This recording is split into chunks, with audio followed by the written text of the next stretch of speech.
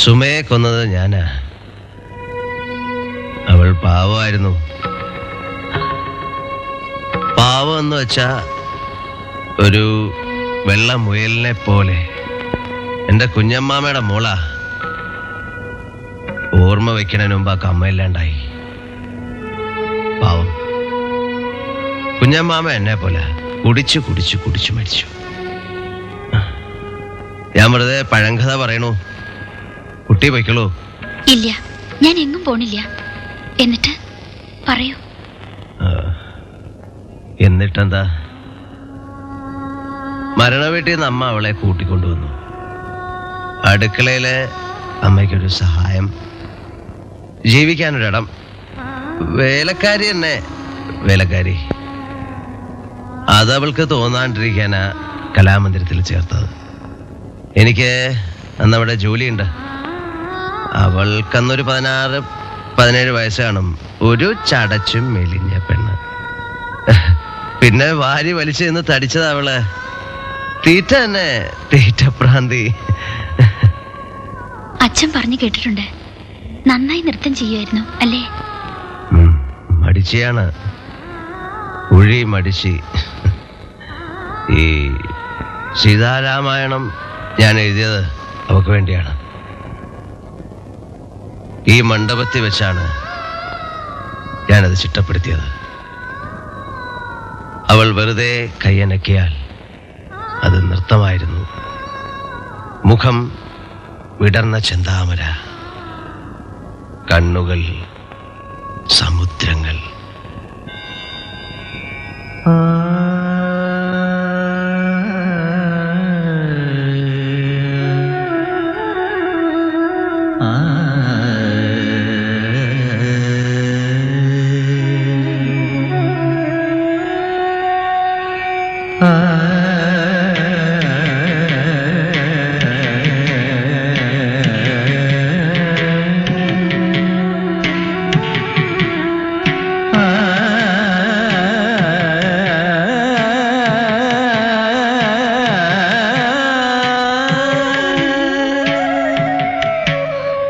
എന്താ നിർത്തിയത്? ഇനി മതി, എനിക്ക് വയ്യ, കെതച്ചു.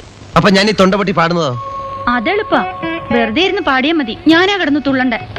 വയ്യ, ഇനി നാളെ വേഗം വീട്ടിലെത്താം. അമ്മായി എന്തെങ്കിലും ഉണ്ടാക്കി വെച്ചിട്ടുണ്ടാവും. വിശന്ന് കൊടല് കരിയണു. 6 നേരം വലിച്ചു വാരിയുള്ള നിന്റെ തീറ്റയാണ് കുഴപ്പം. ഇരിക്കുന്നുണ്ടല്ലേ തടിച്ചി. നന്ദേട്ടം മെലിഞ്ഞ നീർക്കോലി പോലെ ആയിരിക്കണേ. ഇയാള് വെട്ടി വിഴുങ്ങാറുണ്ടല്ലോ. എന്താ എനിക്ക് മാത്രം പാടില്ലേ വിശപ്പുണ്ടാവും? എടി, നീ നർത്തകിയാണ്. അധിക വണ്ണവും തീരെ മെലിയാനും പാടില്ല. അതാണ് നാട്യശാസ്ത്രത്തിൽ നർത്തകി ലക്ഷണം. പിന്നെ ലക്ഷണം അത് എഴുതിയവർക്ക് വിശപ്പുണ്ടാവും ഉണ്ടാവില്ല. ഇതേ ഒരു കാര്യമുണ്ട്, എന്റെ കഥാപാത്രത്തെ അവതരിപ്പിക്കുമ്പോൾ തടി കുറച്ചേ പറ്റൂ. ലക്ഷണമൊത്തവളായിരിക്കണം സീത. നൃത്തഭംഗി മാത്രം പോരാ, രൂപഭംഗിയും വേണം. എങ്കിലേ ക്യാരക്ടർ വിജയിക്കൂ. ഒരു യോഗിനിയുടെ രൂപം വേണം. രാമായണത്തിലെ സീതയല്ലിത്. സീത സർവതന്ത്ര സ്വതന്ത്രയായി രാമായണം നോക്കിക്കാണുകയാണ്. സീതയോട് ആരാ കാണാൻ പറഞ്ഞേ? ഞാൻ പറഞ്ഞോ? അതിനുവേണ്ടി പട്ടിണി അടക്കാനൊന്നും എന്നെ കൊണ്ട് പറ്റില്ല. നിന്നെ പിന്നെ എന്തിനു കൊള്ളാം കഴുത. നീ നോക്കിക്കോ, ഞാൻ വേറെ പിള്ളേരെ കൊണ്ടേക്കും. ആയിക്കോ, എനിക്കെന്താ? അങ്ങനെ ഒറ്റയ്ക്ക് വേണ്ട, ഇത് കൂടെ എടുത്തോ. നിന്നെ ഞാനൊരു ദേഹണ്ണക്കാരനെ കൊണ്ട് കെട്ടിക്കും.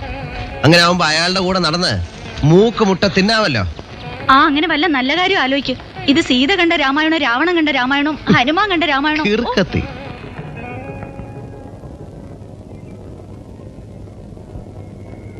കിടക്ക വെച്ചിട്ടുണ്ട്, കിടക്കാറങ്ങി പോയി കിടന്നു. അമ്മ എന്തിനാ ചെയ്തത്? അവളല്ലേ എന്റെ കിടക്ക കുടഞ്ഞു പിരിക്കാറ്.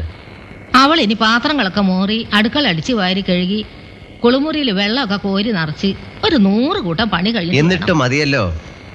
ഇനിയിപ്പൊ അതിന് മുഖം വീർപ്പിക്കും. അവളുടെ സ്വഭാവം അമ്മയ്ക്ക് അറിയില്ലേ? പാവം, അവൾ കേട്ടനോ അനിയാനോ ആരും ഇല്ലല്ലോ. അതിന് നമ്മളില്ലേ അമ്മേ? നമ്മുടെ അപ്പുണ്യാര് വന്നിരുന്നു. പഴയ ലിസ്റ്റോ പുതിയ ലിസ്റ്റോ? അയാള് പറയണതൊന്നും വിശ്വസിക്കാൻ പറ്റില്ല. നല്ല പൊന്നിന്റെ നിറം, വിടർന്ന് നീണ്ട കണ്ണ്, വള്ളത്തോളിനേക്കാൾ വലിയ വർണ്ണനയാ. കാണുമ്പോ കറുത്ത ഒരു കോങ്കണ്ണി. ഇത് നല്ല സ്ത്രീയുള്ള കുട്ടിയാ. ഫോട്ടോ തന്നിട്ടുണ്ട്. ഡാൻസ് ഒക്കെ പഠിച്ചിട്ടുള്ളതാ. അയ്യോ, എന്നാ വേണ്ട. ഒരു കലാകാരനും കലാകാരിയും തമ്മിൽ വിവാഹം കഴിക്കാതിരിക്കാൻ നല്ലത്. അത് ഒരേ കല. കുടുംബം ശ്രദ്ധിക്കാൻ ആളില്ലാണ്ടാവും. പിന്നെ ഈഗോ, പ്രശ്നങ്ങൾ. വേണ്ട. ചെറുപ്പത്തിൽ പഠിച്ചിട്ടുണ്ടെന്നേ ഉള്ളൂ. School teacher. നല്ല കുടുംബം. അമ്മയ്ക്ക് ഇഷ്ടമാണെങ്കിൽ ആലോചിക്കും. പെൺകുട്ടികൾ പറയണമാതിരി പറയണെന്താ? നിനക്ക് ഫോട്ടോ ഇഷ്ടമായെങ്കിൽ അത് പറ. എനിക്ക് ഫോട്ടോ ഇഷ്ടമായില്ല. പക്ഷേ ആളെ ഇഷ്ടായി. നിനക്ക് ഇഷ്ടായോടി പെണ്ണെ? നോക്ക്. ആ അപ്പുണ്ണിയാര് വേറൊരു കാര്യവും പറഞ്ഞു. നമ്മുടെ പുതിയ പലചരക്ക് കച്ചവടം തുടങ്ങിയ ആ എണ്ണക്കറുമ്പൻ നായരിച്ചക്കനില്ലേ, അവന് സുമയെ ആലോചിച്ചാൽ കൊള്ളാമെന്നുണ്ട്. എന്ത് കൊടുക്കുമെന്ന് ചോദിച്ചു. കൊടുക്കേണ്ടത് എന്താന്ന് വെച്ചാൽ മാന്യമായിട്ട് കൊടുക്കാം. പക്ഷെ ഇവളുടെ പഠിപ്പ് നിർത്താൻ പറ്റില്ല.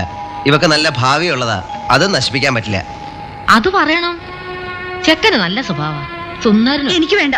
ഭാരം തോന്നുമ്പോ പറഞ്ഞാ മതി. വല്ല വണ്ടിക്കും തലവെച്ച് ചത്തോളാം. എന്തു പറഞ്ഞാലും ചാവണ വർത്താനം ഈ പെണ്ണിനുള്ളൂ.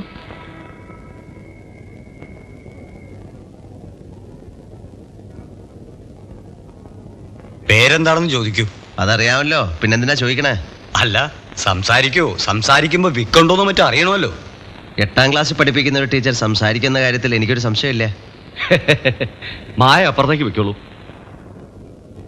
എന്നാ ഇനി കാപ്പ് കുടിച്ചിട്ടാകാം മറ്റു കാര്യങ്ങൾ. എന്താ? ആവാം. ഓ, രക്ഷപ്പെട്ടു. ഇതെങ്കിലും ഇഷ്ടമായല്ലോ. ഇന്ന് തന്നെ നമുക്കെല്ലാം നിശ്ചയിക്കണം. നിശ്ചയിക്കാം. അതിനല്ലേ ഞാൻ വന്നിരിക്കണേ. അപ്പുണ്ണിയാര് പടച്ചാണ്ടിരിക്കും.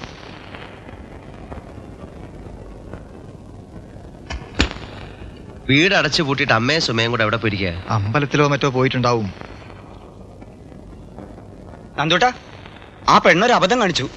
സുമ എന്താ? നെല്ലിനടിക്കുന്ന വിഷം കൊടുത്ത് കുടിച്ചു. ആശുപത്രി കൊണ്ടുപോയിട്ടുണ്ട്. ഭാഗ്യത്തിന് ജാനയമ്മ കണ്ടു. കൊണ്ടുപോകുമ്പോ ബോധമില്ല.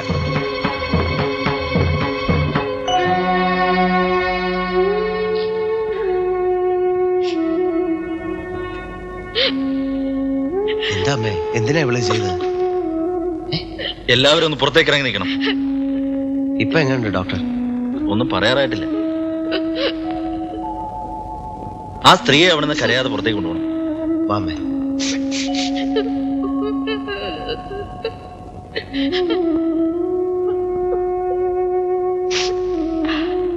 നീ അവളെ വഴക്ക് പറയുകയോ ശാസിക്കുകയോ വല്ലതും ചെയ്തോ? ഇല്ല. പിന്നെ എന്തിനാ അവളെ ഈ വിഡിത്തം കാട്ടിയത്? എന്താ അമ്മേ കാര്യം?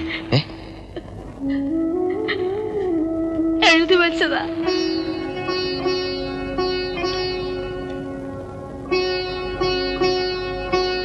എന്റെ മാത്രം നന്ദേട്ടന് വാക്കുകൊണ്ട് പോലും നന്ദേട്ടൻ മറ്റൊരാളുടേതാകുന്നത് സുമയ്ക്ക് സഹിക്കാൻ കഴിയണില്ല. നന്ദേട്ടനും അമ്മായിക്കും ആർക്കും എന്നെ മനസ്സിലായില്ല. അർഹതയില്ലാത്തത് ചോദിച്ചു വാങ്ങാൻ മടി. മറ്റൊരു പെൺകുട്ടിക്ക് മനസ്സ് കൊടുത്തിട്ട് നന്ദേട്ടൻ തിരിച്ചു വരുന്നത് കാണാൻ സുമ നിൽക്കുന്നില്ല. മാപ്പ്. മറ്റൊരു ലോകത്ത് ഞാൻ കാത്തിരിക്കും.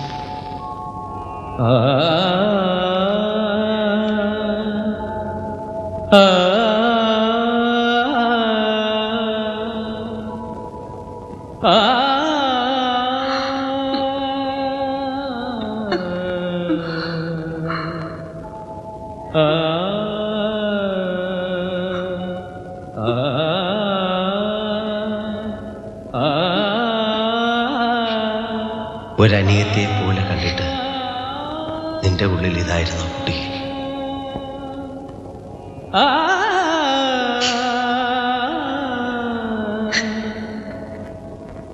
മരണക്കിടക്കയിൽ നിന്നും അവൾ എഴുന്നേറ്റ് വന്നത് എൻ്റെ ജീവിതത്തിലേക്കായിരുന്നു.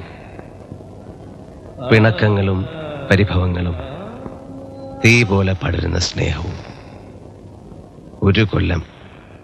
ഒരു കൊല്ലം കൊണ്ട് ഒരായുസിന്റെ സ്നേഹം അവൾ എനിക്ക് തന്നു.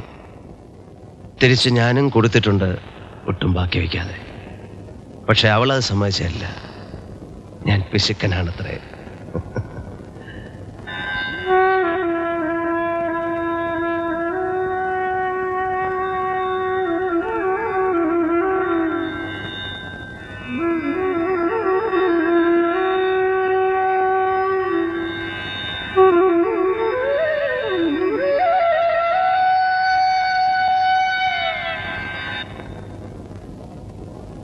ഇനി മതി എനിക്ക്.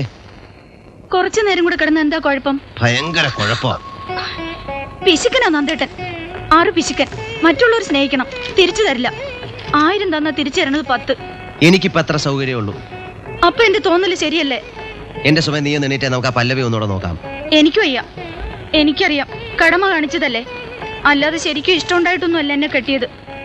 ആ മായ കെട്ടാൻ പറ്റാത്ത എന്റെ കുശുമുണ്ട് എന്നോട്. ശരിയാ, അവളായിരുന്നു എത്ര സമാധാനം ഉണ്ടായിരുന്നു. ഇങ്ങനെ സ്വൈര്യം കെടുത്തില്ലായിരുന്നു എന്നെ. അപ്പൊ ഞാൻ സ്വൈരക്കേടാണല്ലേ? എന്നാ കെട്ടിക്കോ അവളെ. ഞാൻ എവിടെയെങ്കിലും പോയി ചത്തോളാം. നീ പോയി ചാവ്, എനിക്കൊരു ചുക്കുമില്ല. ഞാൻ നല്ലൊരു മാവ് വെട്ടി അങ്ങ് ദഹിപ്പിക്കും. പിറ്റേന്ന് തന്നെ മായയെ അല്ലെങ്കിൽ അതിനേക്കാൾ നല്ലൊരു പെണ്ണിനെ വേറെ കെട്ടിക്കൊണ്ടുവരും. എന്നിട്ട് ഞങ്ങൾ സുഖമായിട്ട് ജീവിക്കും. അമ്പടാ, ആശ മനസ്സിലിരിക്കുള്ളൂ.